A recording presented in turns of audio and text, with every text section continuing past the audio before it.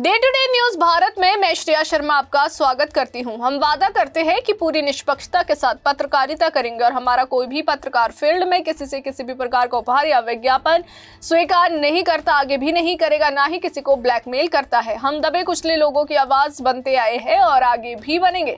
साथ ही हम ऐसी कोई खबर नहीं दिखाएंगे जिससे हमारी भोली भाली जनता मूर्ख बने या उन्हें किसी भी प्रकार का कोई धोखा मिले। हम लोकतंत्र के चौथे स्तंभ को और अधिक मजबूत करने की पूरी कोशिश में लगे हुए। अब बात करते हैं खबर की, जो इस वक्त की बड़ी और अहम खबर हरियाणा के गुरुग्राम से सामने आ रही है। स्पेशल टास्क फोर्स यानी एसटीएफ ने अंतरराष्ट्रीय स्तर पर सक्रिय गैंगस्टरों के खिलाफ बड़ी कार्रवाई हासिल की है। आपको बता दें कि एसटीएफ ने एक वांछित गैंगस्टर को अमेरिका से डिपोर्ट कराकर भारत लाया है और गैंगस्टर अमन कुमार उर्फ अमन भैंसवाल जो है लंबे समय से फरार था और अमेरिका में बैठकर अपने आपराधिक गिरोहों का संचालन कर रहा था। ये एसटीएफ हरियाणा द्वारा अब तक कराया गया छठा सफल जो डिपोर्टेशन है और साथ ही आपको बता दें कि जिसे संगठित अपराध के खिलाफ बड़ी उपलब्धि माना जा रहा है। एसटीएफ अधिकारियों ने पत्रकार वार्ता में बताया कि अमन भैंसवाल जो है अपना खुद का गिरोह चलाता था और उसके कुख्यात गैंगस्टर रोहित गोदारा गिरोह से भी संबंध है।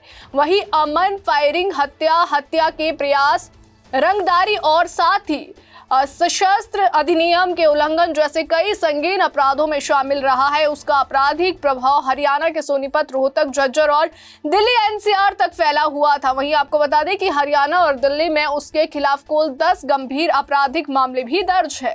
जैसे कि पिछले कुछ दिनों से लगातार हम जो फॉरेन फ्यूजिटिव्स कहते हैं, बाहर विदेशों में बैठ के यहाँ पे रैंसम कॉल करते हैं, उनको लगातार लेके आ रहे हैं। उस ऑपरेशंस में हमें एक कामयाबी मिली आज। एक अमन बैसवाल गांव है इसका नाम अमन कुमार है, जो एक गैंग है उससे बिलोंग करता है। जो रोहित गोदारा एक फ्यूजिटिव है, उस गैंग से बिलोंग करता है और इसको आज यूएसए से डिपोर्ट करवाया है और इसको दिल्ली एयरपोर्ट से गिरफ्तार करके हमारा टीम लेके आ रहे हैं। और ये अमन कुमार जो है, इसके खिलाफ 10 मुकदमे दर्ज है, जिनमें से 6 ये फॉरेन जाने के पहले दर्ज हुए हैं, जिनमें से 2 हत्या के केस है और 2 अटेम्प्ट टू मर्डर्स भी है और भी केसेस है। और एक फॉरेन जाने के बाद हमें पता चला कि नकली अपने फादर का नाम और विलेज एड्रेस वगैरह चेंज करके उसके फोर्ज्ड पेपर्स देके इसने अपने पासपोर्ट बनवाया है और अराउंड जून 2024 में ये दुबई गया था, फिर वहाँ से फिर वो दूसरे रूट पकड़ के यूएसए चला गया है। तो लगातार हम संपर्क में रहे हैं। सीबीआई जो हमारे एनसीबी है उनके थ्रू हमने सारे जो फॉर्मेलिटीज फॉलो करना होता है, एलओसी इशू करवाया हमने और आरसीएल इशू करवाया है और एनसीबी ने लगातार यूएस अथॉरिटीज़ के साथ टच में रहे हैं इंटरपोल के जरिए और उस लगातार मेहनत की वजह से तो वो आज उसको हम डिपोर्ट करने में सक्षम हुए हैं। और ये इसके पहले हम 5 पिछले साल में मतलब 5 लोगों को कर चुके हैं और ये यूएसए से थर्ड है। सो फर्स्ट तो लखविंदर लक्का हरियाणा आया था, जो बेशक एनआईए के कस्टडी में गया था अनमोल बिश्नोई, तो उनकी आरसीएन थी, तो वो भी हरियाणा में कई केसेस में वांटेड है, जो लॉरेंस बिश्नोई का भाई। अब ये थर्ड वन है यूएसए। और भी उम्मीद है, और भी 2 लोग डिटेन्ड है ही वहाँ। तो एक भानु राणा कहते हैं जो करनाल एरिया में है और एक मोनी राणा है, ये दोनों डिटेन्ड है यूएसए में। और एक जॉर्जिया में एक वेंकट गर्ग डिटेन्ड है और आर्मीनिया में एक लवप्रीत ये डिटेन्ड है। सो ये जो लगातार ये टाइम लगता है इन कामों में, लेकिन लगातार प्रोफेशनली काम करने की वजह से ये कामयाबी हमको मिल पा रही है। एसटीएफ अधिकारियों ने बताया कि अमन की गिरफ्तारी के लिए पहले ही लुकआउट सर्कुलर जारी कराया गया था, आपको बता दें कि, और बाद में जो है इंटरपोल का रेड कॉर्नर नोटिस भी जो है जारी किया गया था, जिसके आधार पर उसे पकड़ने में सफलता मिली है। अधिकारियों के अनुसार सोनीपत के थाना बरोदा में वर्ष 2016 में दर्ज एक मामले में मार्च 2025 में उसके खिलाफ लुक आउट सर्कुलर और इंटरपोल रेड कॉर्नर जो है नोटिस जारी कराया गया था। अमन के खिलाफ जो है रोहतक के अर्बन एस्टेट और साथ ही सांपला सोनीपत की सिटी सोनीपत और सदर गोहाना झज्जर के सदर बहादुरगढ़ दिल्ली की स्पेशल सेल रोहतक के आर्य नगर और पुरानी जो सब्जी मंडी थानों में गंभीर आपराधिक मामले दर्ज किए गए थे। आपको बता दें कि इन मामलों में भारतीय दंड संहिता, भारतीय न्याय संहिता, सशस्त्र अधिनियम और पासपोर्ट अधिनियम के तहत फायरिंग, हत्या के प्रयास, रंगदारी और अवैध हथियारों से जुड़े अपराध भी शामिल है। ये कि यहाँ पे जो उनके फाइनेंस को मैनेज करते हैं, उनको फाइनेंस करते हैं या उनको लॉजिस्टिक्स यहाँ प्रोवाइड करते हैं, उनके खिलाफ कार्रवाई वो लगातार हम करते हैं।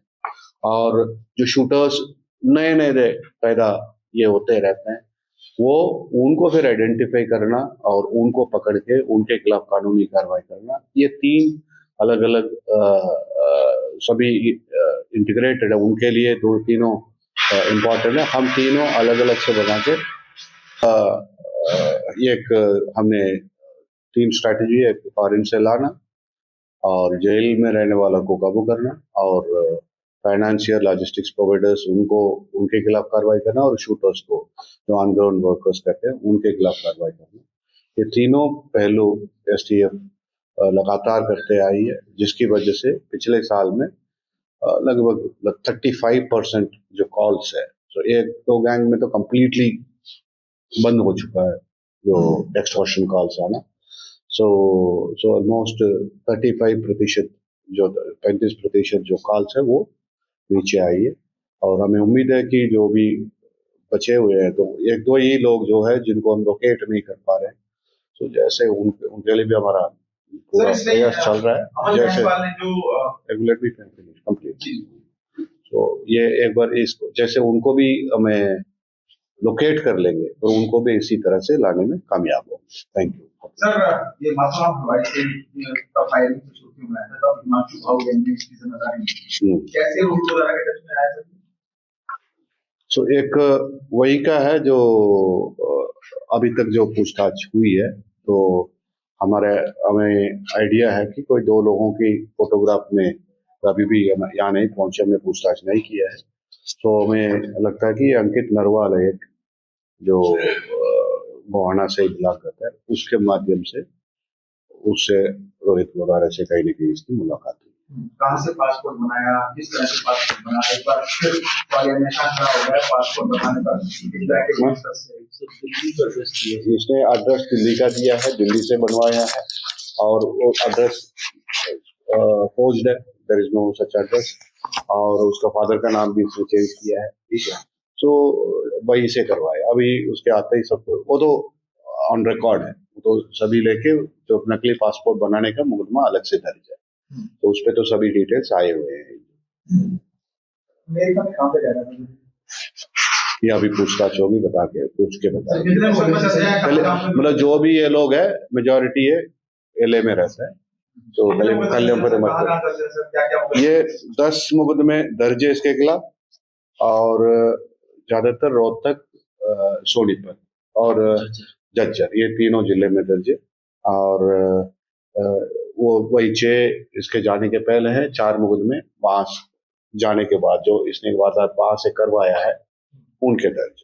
तो वही रोहतक है, सोनीपत, झज्जर, ये तीनों जिलों में मेजॉरिटी दर्ज है। जांच में ये भी सामने आया है कि अमन 20 जून 2024 को धोखाधड़ी से प्राप्त पासपोर्ट का इस्तेमाल कर भारत से जो है कुवैत फरार हो गया था। ये फर्जी पासपोर्ट अमन कुमार पुत्र नरेश कुमार निवासी पूर्वी दिल्ली के नाम पर जारी किया गया था। इस मामले में गोहाना सदर थाने में IPC की धारा 61(2), 336(3), 338, 340(2) और पासपोर्ट अधिनियम की धारा 12(1) के तहत जो है केस केस दर्ज किया गया है। फिलहाल एसटीएफ आरोपी को रिमांड पर लेकर उससे गहन पूछताछ करने की तैयारी कर रही है। और साथ ही आपको बता दें कि एसटीएफ अधिकारियों का कहना है कि अमन का डिपोर्ट होना इस बात का प्रमाण है कि एसटीएफ हरियाणा राष्ट्रीय और अंतर्राष्ट्रीय एजेंसियों के साथ मिलकर संगठित और हिंसक अपराधों में शामिल भगौड़े की पहचान, गिरफ्तारी और प्रत्यर्पण के लिए पूरी तरह प्रतिबद्ध है। और एसटीएफ हरियाणा अपराधी नेटवर्क को तोड़ने और साथ ही जनता की सुरक्षा